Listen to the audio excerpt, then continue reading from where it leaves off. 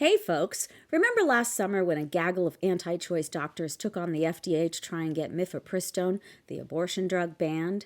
And the Supreme Court said, nah, we can't do it because y'all lack standing, which basically means mind your own beeswax because the use of the drug isn't directly harming you. Well, guess what, folks? The anti-choicers are tenacious. In fact, Missouri, Idaho, and Kansas have hopped into the fray, and they're arguing that the use of Mifepristone is directly harming their states because it's preventing teen pregnancy. Yeah, you might be saying, why in the world would 3 states be upset over reducing teen pregnancy? Isn't that why the pearl-clutching states don't want to teach sex ed? To keep the little lambs in the dark about their parts so they don't go out and use them? Well, nah, not in Missouri, Idaho, and Kansas.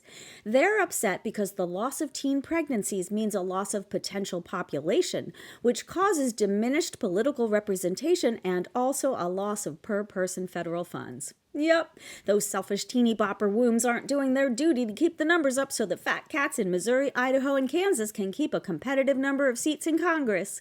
When kids stop pushing out accidental babies, the per capita funding suffers, which means fat cat politicians don't get to redirect all that money designated for social services into the pockets of fat cat buddies and power players. Wah! Shame on those adolescents. Grab them by the uterus. We need another seat in the House. Well, the 3 sneaky smarmy states filed the action in the Northern District of Texas, where fat cats get preferential treatment, so they very well might be successful. We're not sure how Republicans will reshape their talking points because it's a pretty big leap from keep your legs closed to fire up your incubator and take one for the team. Maybe the evangelicals in Missouri, Idaho, and Kansas will rebrand the Virgin Mary's character in the Big B Bible so she pops out a few babies before the Immaculate Conception. Maybe Republicans could convince MTV to resurrect the hit show 16 and Pregnant.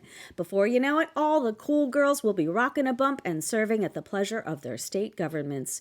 As long as they don't have complications like those ectopic pregnancies that only selfish girls have, in which case, let them die of sepsis. They weren't really in it to win it anyway.